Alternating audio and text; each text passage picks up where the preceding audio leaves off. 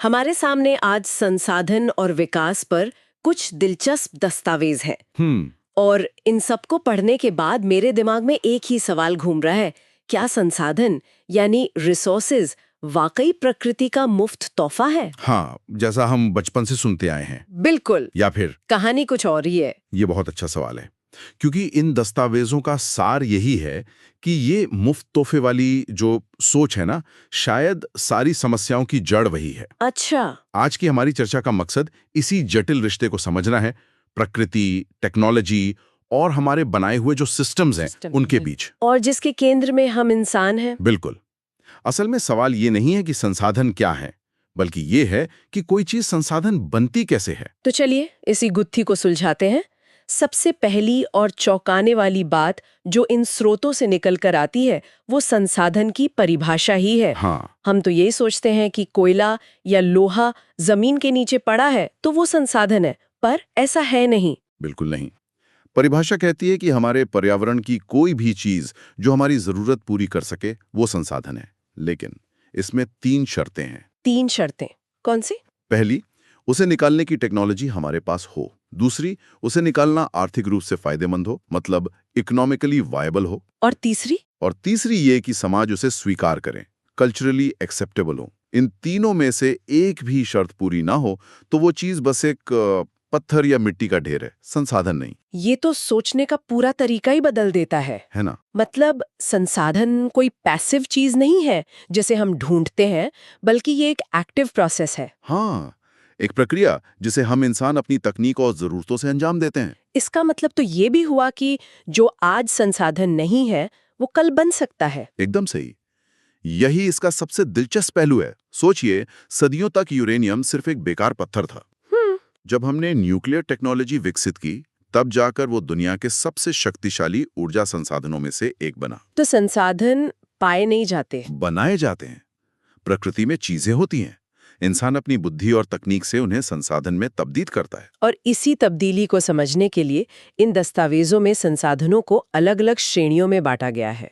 हाँ, कई आधारों पर। लेकिन जो वर्गीकरण मुझे सबसे ज्यादा सोचने पर मजबूर करता है वो है उनके खत्म होने की क्षमता के आधार पर। नवीकरणीय और अनवीकरणीय, रिन्यूएबल एंड नॉन रिन्यूएबल। हाँ बिल्कुल। और ये वर्गीकरण आज की दुनिया की सबसे बड़ी सच्चाई है, सबसे बड़ी चिंता भी। नवीकरणीय यानी वो जो फिर से बन सकते हैं या कभी खत्म नहीं होंगे, जैसे सूरज की रोशनी, हवा या फिर जंगल और जंगली जीव, जो अगर हम उन्हें मौका दें तो समय के साथ फिर से पनप सकते हैं। लेकिन असली चिंता की वजह है अनवीकरणीय संसाधन। जीवाश्म ईंधन, कोयला, पेट्रोल, डीजल, जिन्हें बनने में लाखों साल लगे और हम उन्हें कुछ 100 सालों में ही जलाकर खत्म कर रहे हैं। लेकिन यहाँ एक और बारीक बात है, इन अनविकरणीय संसाधनों में भी कुछ हैं जिन्हें हम रिसाइकल कर सकते हैं। जैसे लोहा या एल्यूमिनियम। बिल्कुल, पर पेट्रोल एक बार जल गया तो हमेशा के लिए खत्म। और इसी हमेशा के लिए खत्म हो जाने के डर ने शायद हमें सतत विकास या सस्टेनेबल डेवलपमेंट जैसे विचारों की ओर धकेला है। सही कहा, क्योंकि जब हमें एहसास हुआ कि ये तोहफे मुफ्त नहीं हैं और हमेशा के लिए भी नहीं हैं, तब हमें भविष्य की चिंता होने लगी। हाँ, क्योंकि इस मुफ्त वाली सोच ने 3 बड़ी मुसीबतें खड़ी कर दी। कौन कौन सी? पहली, कुछ लोगों के लालच ने संसाधनों का अंधाधुंध इस्तेमाल किया। दूसरी, संसाधन कुछ ही हाथों में सिमट गए, जिससे समाज अमीर और गरीब में बुरी तरह बंट गया। हाँ, और तीसरी, हमारे ग्रह का इकोलॉजिकल बैलेंस ही बिगड़ गया। ग्लोबल वार्मिंग, प्रदूषण, ओजोन में छेद, ये सब उसी की देन है। इन्हीं मुसीबतों के जवाब में फिर सतत विकास का आइडिया सामने आया। इसे ऐसे समझिए कि हम अपने परिवार का घर इस्तेमाल तो करें, लेकिन उसे ऐसा मेंटेन करें कि हमारे बच्चों के बच्चों को भी वो रहने लायक मिले। अच्छा उदाहरण है। ये नहीं कि हम आज सारी दीवारें तोड़ दें और छत बेच दें अपनी जरूरतें पूरी करने के लिए। ये विकास और जिम्मेदारी के बीच का एक संतुलन है। सुनने में तो ये बहुत अच्छा लगता है, पर क्या ये प्रैक्टिकल है?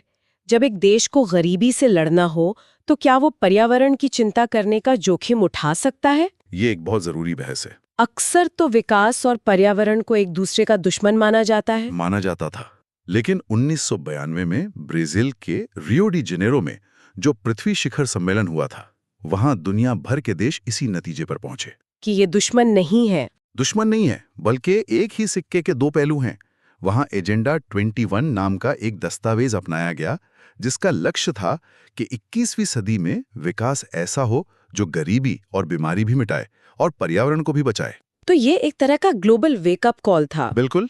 और इन सब बातों को अब भारत के नजरिए से देखते हैं। भारत जैसे विविधता से भरे देश में ये संतुलन साधना और भी मुश्किल होगा। मुश्किल भी है और जरूरी भी, क्योंकि यहाँ संसाधनों का बंटवारा बहुत ही असमान है। सही बात है। ये असमानता ही भारत की सबसे बड़ी चुनौती और खूबी दोनों है।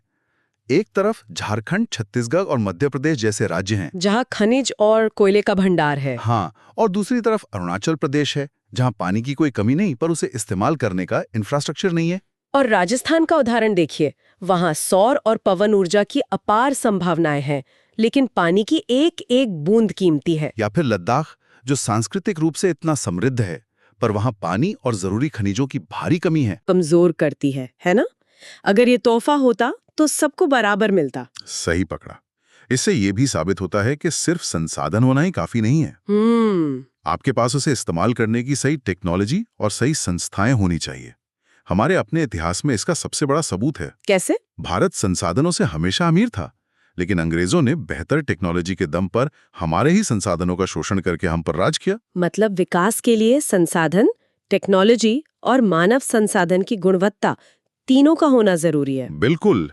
इसीलिए भारत जैसे देश के लिए रिसोर्स प्लानिंग इतनी जरूरी हो जाती है। और यहाँ मुझे गांधी जी की एक बात याद आती है, जो इन दस्तावेजों में भी है। कौन सी? हमारे पास हर किसी की जरूरत के लिए बहुत कुछ है, लेकिन किसी के लालच के लिए नहीं। क्या बात है! गांधी जी ने समस्या की जड़ को बहुत पहले ही पहचान लिया था। वो मास प्रोडक्शन के मेरा कहने का मतलब है कि वो मशीनों द्वारा बड़े पैमाने पे उत्पादन के सख्त खिलाफ थे। क्यों? उनका मानना था कि इससे कुछ लोग लालची हो जाते हैं और प्रकृति का शोषण करते हैं। वो चाहते थे कि ज्यादा से ज्यादा लोग अपने हाथों से उत्पादन करें। Production by the masses, not mass production. ये एक गहरी सोच थी, जो आज के सस्टेनेबिलिटी डिबेट का केंद्र है। बिल्कुल। अच्छा, इन सब बड़ी बातों को अब भारत की जमीन पे उतार कर देखते हैं, क्योंकि भारत में सबसे कीमती चीज क्या है? जमीन। यहाँ की जमीन भी उतनी ही विविध है जितने यहाँ के लोग। करीब 43% मैदानी इलाका है, जो हमारी खेती और इंडस्ट्री की रीढ़ है। फिर लगभग 30% पहाड़ी इलाका है, जहां से हमारी नदियां निकलती हैं और जो हमारे इकोसिस्टम का संतुलन बनाए रखता है। और बाकी 27% पठारी क्षेत्र है, जो खनिजों, फॉसिल फ्यूल्स और जंगलों का खजाना है। लेकिन सवाल यह है कि हम इस खजाने का इस्तेमाल कैसे कर रहे हैं।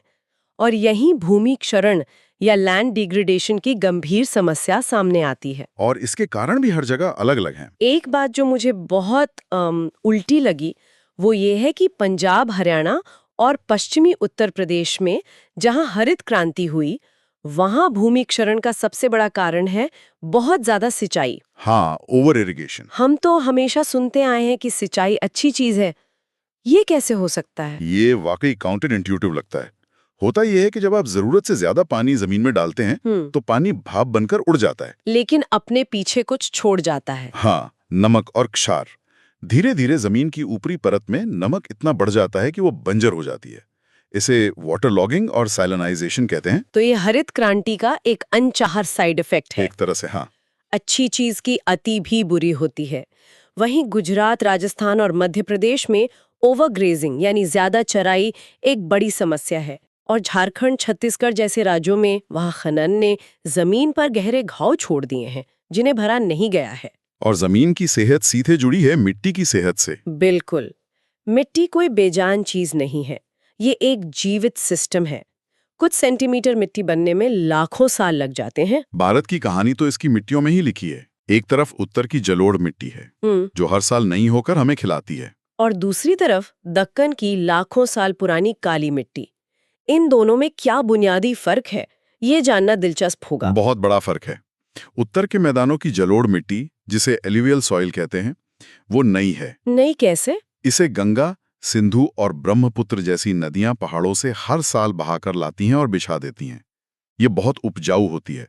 इसीलिए आप देखेंगे कि भारत की सबसे घनी आबादी इसी इलाके में है। और काली मिट्टी, जिसे रेग्युलर मिट्टी भी कहते हैं। काली मिट्टी या ब्लैक सॉइल, हाँ, बहुत पुरानी है। ओके। ये ज्वालामुखी के लावे से बनी चट्टानों के टूटने से बनी है। ये कपास के लिए दुनिया की सबसे अच्छी मिट्टियों में से एक है। अच्छा। और इसकी नमी बनाए रखने की क्षमता कमाल की है। गर्मी में ये फट जाती है, जिससे इसमें गहरी दरारें बन जाती हैं। हाँ। जमीन खुद अपनी जुताई कर रही हो। और बारिश में? जैसे ही पहली बारिश होती है, ये फूलकर चिपचिपी हो जाती है। इसीलिए गीले होने पर इस पर काम करना बहुत मुश्किल होता है। अच्छा, एक और दिलचस्प नाम मैंने पढ़ा, लैटराइट मिट्टी। इसका नाम लैटिन शब्द लेटर से आया है, जिसका मतलब है ईंट। हाँ, क्योंकि भीगने पर ये मक्खन जैसी मुलायम और सूखने पर ईंट जैसी सख्त हो जाती है। वाह! ये मिट्टी उन जगहों पर बनती है जहां बहुत ज्यादा बारिश और बहुत ज्यादा गर्मी होती है। भारी बारिश मिट्टी के सारे पोषक तत्वों को बहाकर नीचे ले जाती है। इस प्रक्रिया को लीचिंग कहते हैं। तो ये खेती के लिए बहुत अच्छी नहीं होती होगी? सामान्य खेती के लिए नहीं, लेकिन चाय, कॉफी और काजू जैसी फसलों के लिए ये बेहतरीन है। अच्छा, तो अगली बार जब मैं काजू खाऊंगी तो याद रखूंगी कि ये शायद लेटराइट मिट्टी का कमाल है। बिल्कुल। लेकिन इन सभी कीमती मिट्टियों को बचाने की भी तो जरूरत है, क्योंकि मिट्टी का कटाव यानी सॉइल इरोजन भी एक बड़ी समस्या है। बिल्कुल, और इसे रोकने के लिए हमारे किसानों ने सदियों से कुछ बहुत ही क्लेवर तरीके अपनाए हैं। जैसे पहाड़ी ढलानों पर सीढ़ीदार खेत बनाना, टेरेस फार्मिंग। हाँ, या ढलान के साथ साथ हल चलाना, जिससे कॉन्टोर प्लाविंग कहते हैं। ये तरीके पानी के बहाव को धीमा कर देते हैं और मिट्टी को बहने से रोकते हैं। और मैंने स्ट्रिप क्रॉपिंग के बारे में भी पढ़ा, जहां फसलों के बीच में घास की पट्टियां उगाते हैं ताकि हवा की रफ्तार कम हो जाए। सही है। ये सब छोटे छोटे उपाय हैं, लेकिन इनका असर बहुत बड़ा है। तो आज की इस चर्चा से ये बिल्कुल साफ है कि संसाधन प्रकृति के मुफ्त उपहार नहीं है। नहीं है, ये एक जिम्मेदारी है जो हमारी समझ, हमारी टेक्नोलॉजी और हमारी दूरदर्शिता पर निर्भर करती है। सही कहा, ये रिश्ता बहुत ही डायनामिक है। महत्वपूर्ण केवल ये नहीं है कि हमारे पास क्या है, बल्कि ये है कि हम उसका उपयोग कैसे करते हैं और भविष्य के लिए क्या छोड़ते हैं। बिल्कुल। और आज की बातचीत एक विचार छोड़ जाती है। अगर हम इंसान ही अपनी तकनीक से चीजों को संसाधन बनाते हैं, तो क्या हम आज की अपनी सोच और आदतों की वजह से भविष्य के किसी संभावित संसाधन को बनने से पहले ही खत्म कर रहे हैं? ये सोचने वाली बात है। हम सौर ऊर्जा और पवन ऊर्जा की बात तो करते हैं, पर क्या कोई ऐसा भी संसाधन हो सकता है जिसकी हम आज कल्पना भी नहीं कर पा रहे हैं?